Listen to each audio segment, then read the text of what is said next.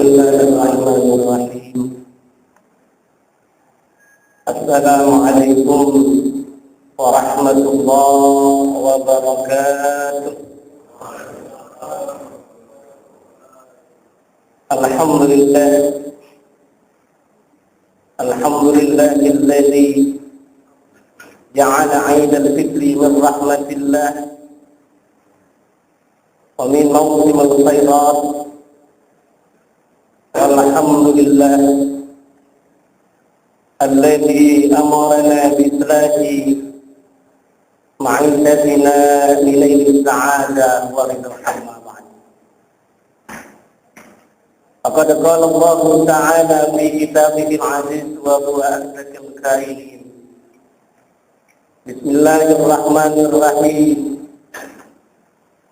Qad aflaha man zakkaha wa qad khaba man dassaha. Al-ayah.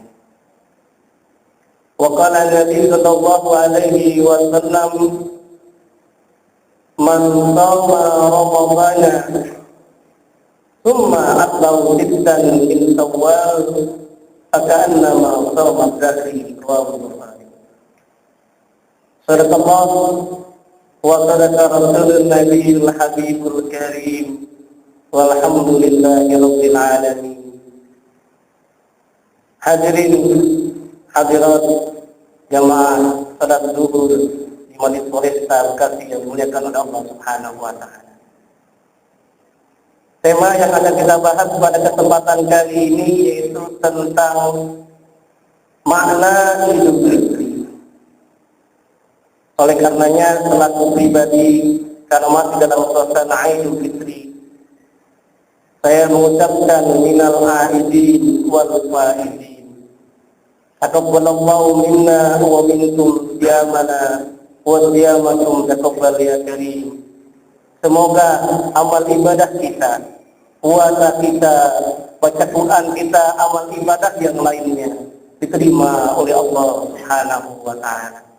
Dan kita nanti mudah-mudahan bisa dipertemukan kembali oleh Allah menuju kepada Ramadan di tahun berikutnya. Amin ya rabbal alamin. Bapak-bapak, ibu-ibu yang dimuliakan oleh Allah Subhanahu wa taala, kalau kita ingin melihat tentang makna Idul Fitri, ternyata di dalam Kamus Al-Mu'jam Al-Wasit karya Dr. Ibrahim Unais ditegaskan makna Idul Fitri itu setidak-tidaknya ada beberapa arti yang harus kita pahami dan kita praktekkan dalam kehidupan sehari-hari kita. Makna Idul Fitri ini ada dua kata. Yang pertama Aid, yang kedua Al-Fitr.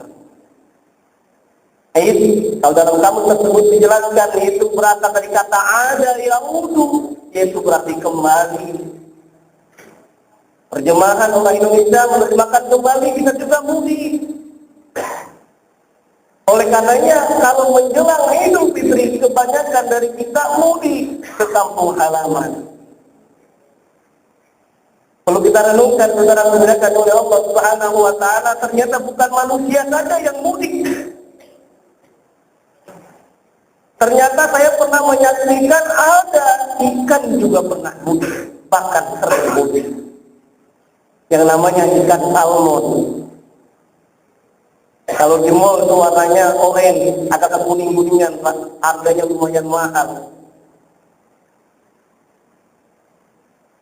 Awal-awalnya orang menyangka ikan salmon ini bagus buat kesehatan, ternyata lebih bagus ikan kembung Pak dibandingkan salmon yang khas Indonesia menurut penelitian para dokter. Apa sebabnya? Wah, ikan salmon itu memiliki, menurut kedokteran itu memiliki gizi yang luar biasa, tetapi yang lebih mantap lagi yang sering kita makan yang di Indonesia itu ikan apa tadi Pak? Ikan kembung. Ikan kembung itu ikan yang terburuk di dunia ini. Tahu sebabnya Pak? Sudah kembung masih minum air ya Pak. Itu ikan kembung. Nah, Bapak, Ibu-ibu yang dimuliakan oleh Allah Subhanahu wa taala, kembali ke ikan salmon. Ikan salmon ternyata saat baru ditelurkan dari induknya dan dibesarkan, itu posisinya ada di tempat yang paling atas. Airnya tenang. Tidak ada air terjun, di atas air terjun posisinya. Namun secara alamiah, kalau ikan salmon sudah besar, dia turun ke bawah, ke tempat air yang deras, air terjun. Kalau sudah agak besar, ikan itu maka diinspirasikan lagi pulang kampung tuh ikan. Bukan hanya kita saja, ada yang dari Banyuwangi pulang kampung. Ikan salmon ternyata tidak semua yang berhasil sampai ke pulang kampung, sampai ke tempat yang atas, karena tingginya luar biasa, 3 meter, terbang itu ikan. Diilhami oleh Allah Subhanahu wa Ta'ala, ikan salmon terbang. Ketika terbang ikan salmon, bukan hanya sekali saja dia bisa berhasil, beratus-ratus kali, berulang kali terus, dia ingin balik ke tempat asalnya. Ternyata ikan salmon banyak ketika dia terbang, lompat, ketika jatuh, tiba-tiba tidak kena air, banyak yang mati. Ketika lompat, tiba-tiba ada beruang, dimakan beruang. Dan juga ketika lompat sampai ke tempat dia dilahirkan atau tempat dia asal dia berada. Kalau kita lihat mudik di Indonesia juga sama ini. Tidak semua yang mudik ke pulang kampung itu ke kampung halaman mereka selamat dalam perjalanannya, betul nggak Pak? Mereka tiba-tiba ada yang meninggal dunia, tabrakan, kecelakaan lalu lintas, berdasarkan catatan kepolisian RI itu lebih dari 800-an, bahkan di TV1 sampai 900-an yang meninggal dunia. Coba kita lihat Pak, orang yang mudik ke kampung halaman saja, dia harus memenuhi perbekalan yang luar biasa. Bawa bekal yang banyak buat bagi-bagi keluarga. Bawa bekal, apalagi kalau sudah punya mobil, pasti biasanya ngasihnya banyak kan, bekalnya banyak. Bahkan ongkosnya, boleh jadi kalau naik kereta, mobil, ongkosnya lebih banyak. Artinya apa? Biaya yang dikeluarkan luar biasa, belum fisiknya yang disiapkan. Belum lagi macetnya, belum terik mataharinya, yang awalnya bisa ditempuh 5 jam, bisa sampai 12 jam, sampai 20 jam. Sampai ada yang meninggal dunia. Tapi ingat Bapak, apa yang dialami orang yang mudik?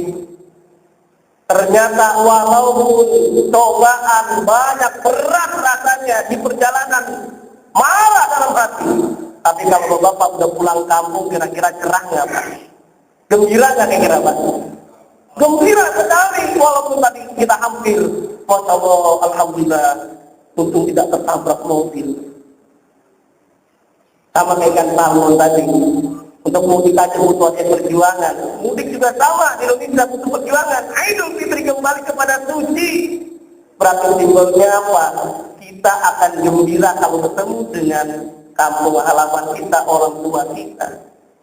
Demikiannya orang yang beriman kepada Allah setelah melewati sebulan penuh dia berpuasa di bulan Ramadan. Hendaknya dia bangga, senang saat berjumpa dengan Allah, yaitu menuju kepada kematian. Kita aja gembira tadi saat mudik di dunia Pak, bertemu dengan saudara, bertemu dengan Allah Subhanahu wa Ta'ala. Kullu nafsin dha'iqatul maut. Semuanya yang bernyawa pasti akan meninggal dunia. Tidak melihat jabatan, muda, tua, Pak, itu pasti meninggal dunia, sudah pasti. Yang tua meninggal dunia. Dulu masih ingat Pak, Mbak Surip Pak. Mbak Surip lagi naik-naik daunnya Pak, meninggal dunia.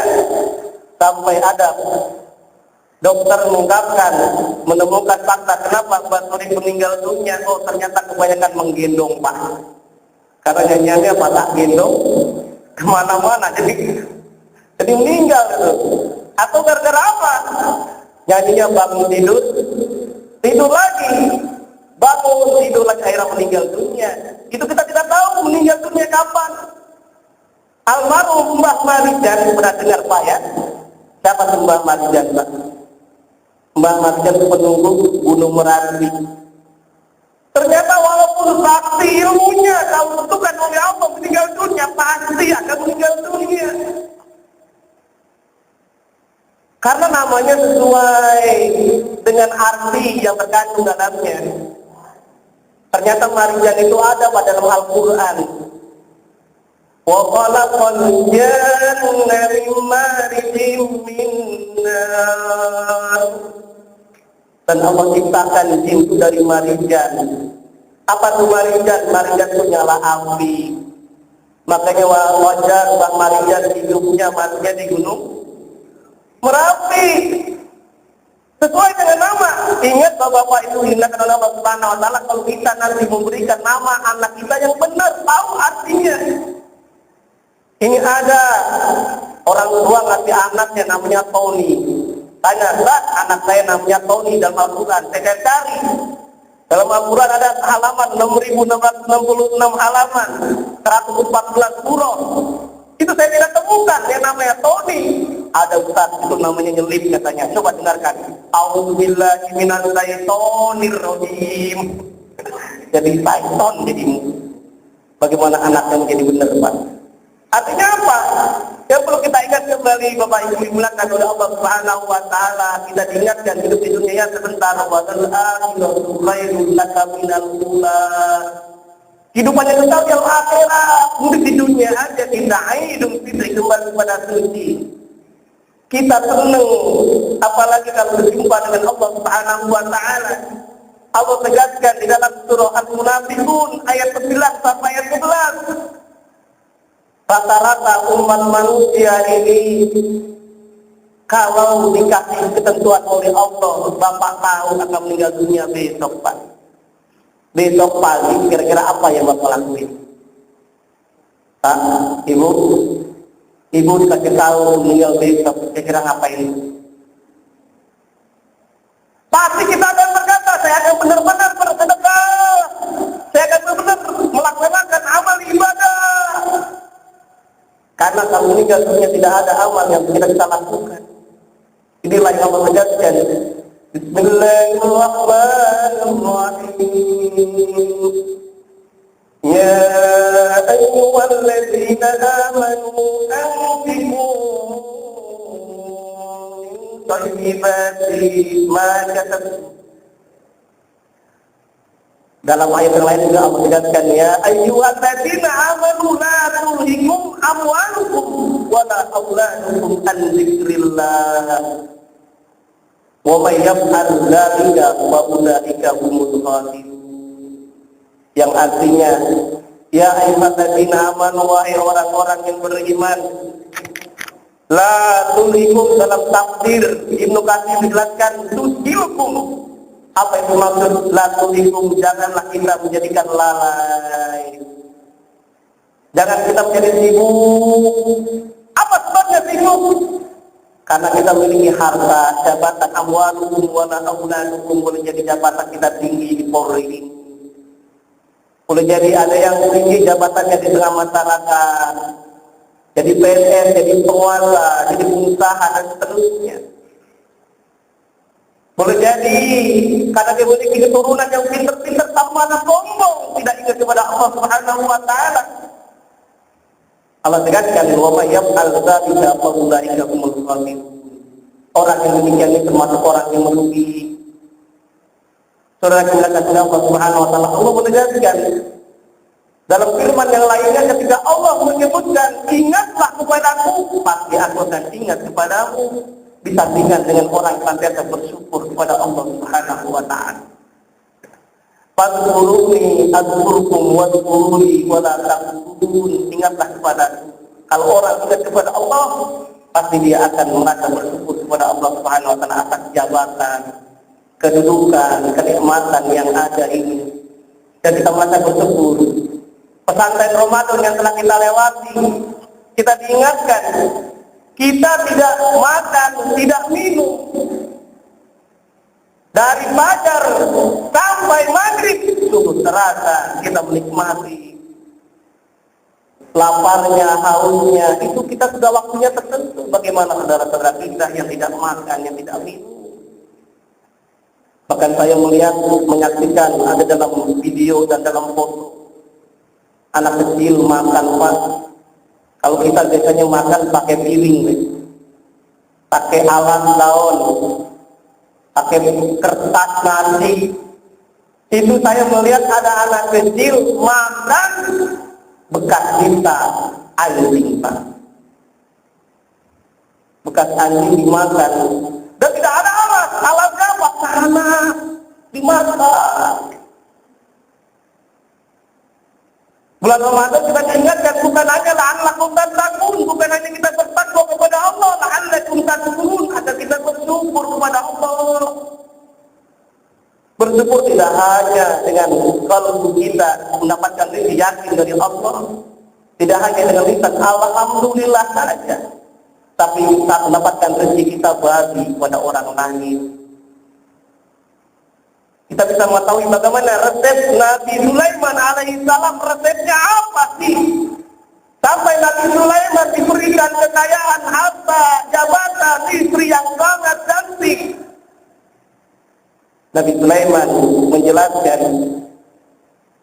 bagaimana Allah abadikan dalam surah An-Naml. Tak mendapatkan kenikmatan, Nabi Sulaiman senantiasa bersyukur kepada Allah Subhanahu wa taala. Hadza fadli rabbi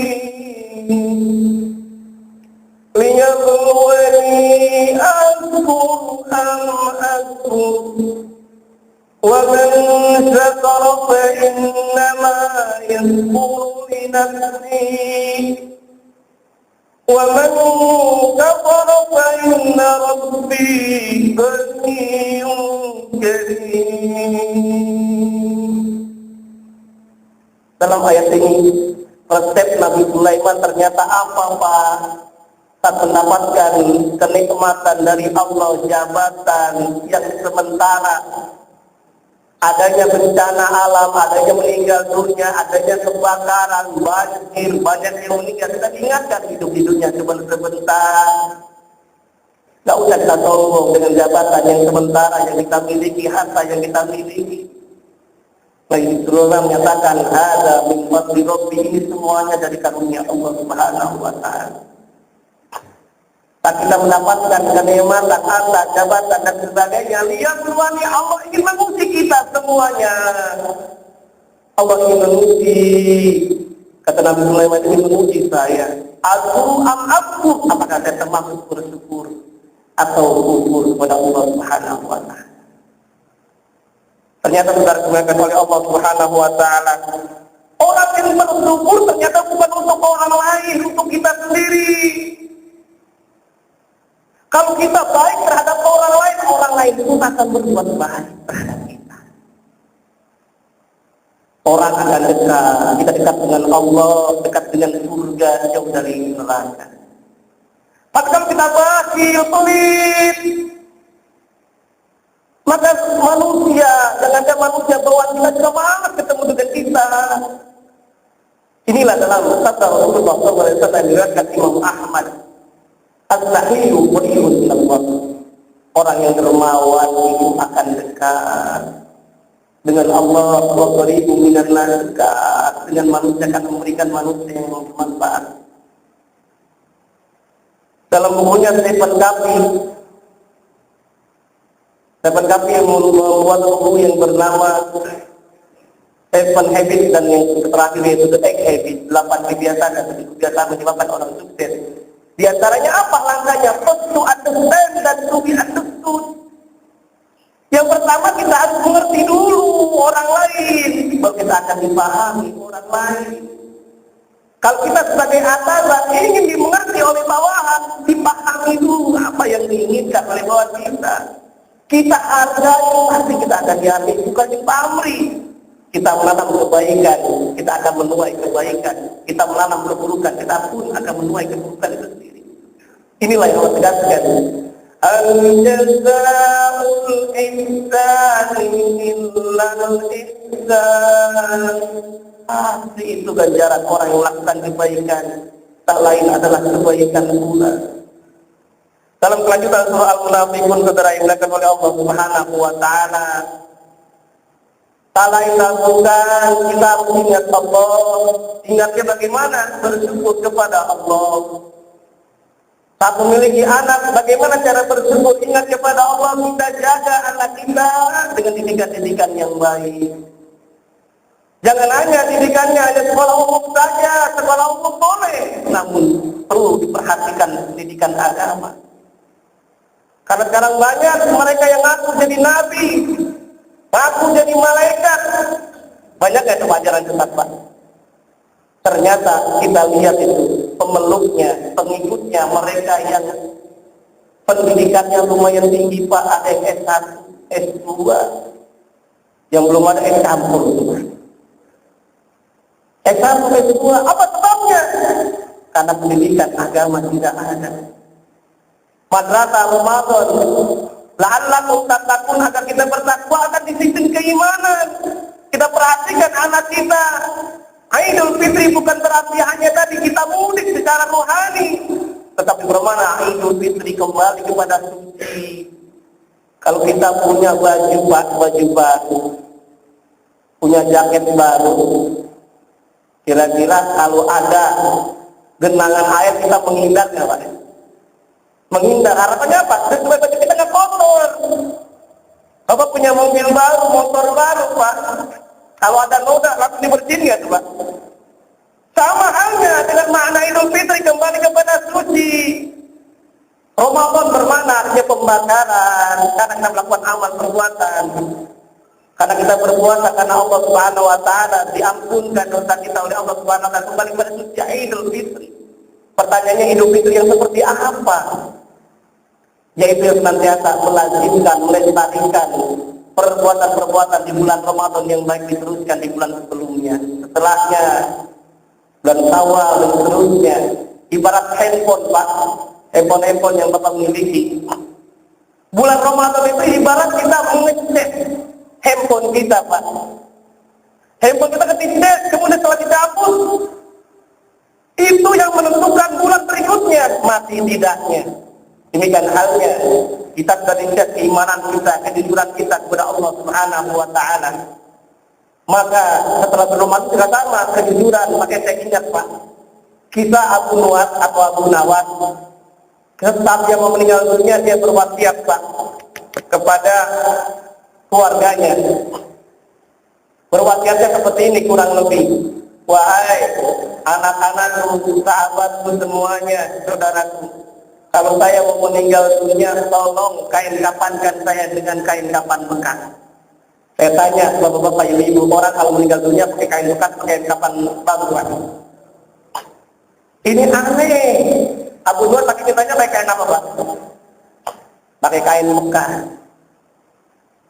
Apa maksudnya Abu Nuwas berwasiat kalau meninggal dunia pakai kain bekas? Ternyata Abu Nuwas ngasih pelajaran kepada kita. Nanti katanya kalau saya meninggal dunia, ditanya sama malaikat, "Marrobuka wa manabiyuka?" Abu Nawas bilang, jangan diterusin. Saya ini penghuni lama. Ini buktinya kainnya bekas. Tapi ingat apa yang dimaksud dengan Abu Nawas dalam kisah ini? Ternyata malaikat tidak bisa dibohongi. Apalagi Allah Subhanahu wa taala di sisi kejujuran itu terus dilestarikan Idul Fitri. Kita memiliki mobil baru aja, ada motor aja, demikian halnya dengan jiwa kita. Amalan-amalan baik di bulan Ramadan kita lanjutkan dengan membaca Al-Quran, membaca ilmu yang lain agar kita paham. Kita bersedekah jangan hanya di bulan Ramadan, tapi setelahnya kita bersedekah. Bagaimana dalam kelanjutan dalam surah Al-Munafiqun Allah tegaskan, wa anfiqu mimma razaqnakum min qabli ayati ahadakumul maut, dan keluarkanlah zakat kita, Bapak, sebelum kematian datang, diinformasikan kepada kita semuanya. Supaya pula mereka akan berkata, kamu tahu kita akan meninggal dunia misalkan besok.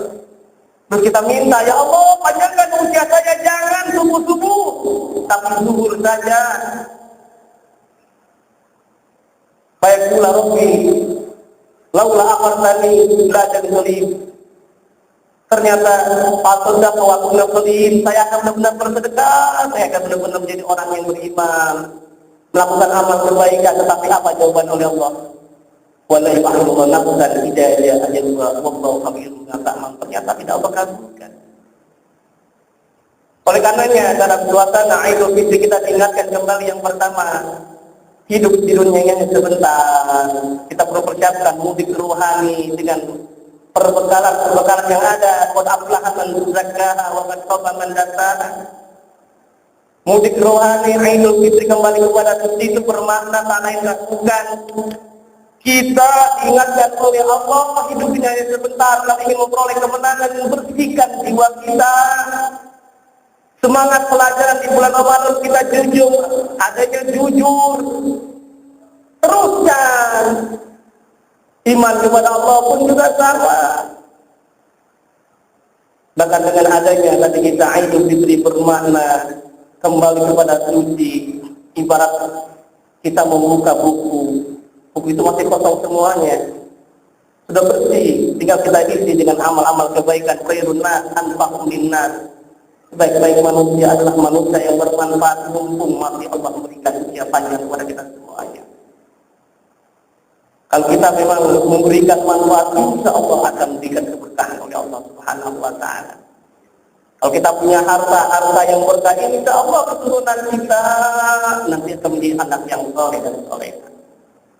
Perlulah kita renungkan Bapak, kenapa ada di antara anak-anak kita, kok mereka susah sekali kita didik untuk sholat. Kenapa mereka ada yang narkoba dan sebagainya. Perlu kita renungkan, apakah harta kita sudah berkah, apakah harta kita sudah menjadi yang halal. Hidup Fitri sekali lagi kita renungkan, hidup cuma sebentar, tak lebih, hanya mampir, tidak perlu ada yang disombongkan. Maka saya ajukan jempol kepada tukang parkir, tukang parkir mobil apa saja dia pasti tidak merasa sombong. Ada mobil parkir tidak sombong, Pak, bukan punyanya ya. Diparkir dan mobil itu diambil sama yang punya semuanya. Enggak marah, Pak. Ini juga sama, hidup di sini cuma sebentar, kita cuma diberikan titipan. Kalau Allah sudah mencabut nyawa kita, maka tidak ada keraguan-keraguan kita siap berjumpa dengan Allah Subhanahu wa Ta'ala. Semoga di bulan Ramadan yang telah kita lewati ini, bulan Syawal, berarti meningkatkan amal ibadah kita ini, kita semakin meningkat amal ibadah kita semuanya. Hanya ini saja yang saya sampaikan. Semoga ada renungan buat kita semuanya untuk menjadi manusia yang bermanfaat. Terima kasih. Wassalamualaikum warahmatullahi wabarakatuh.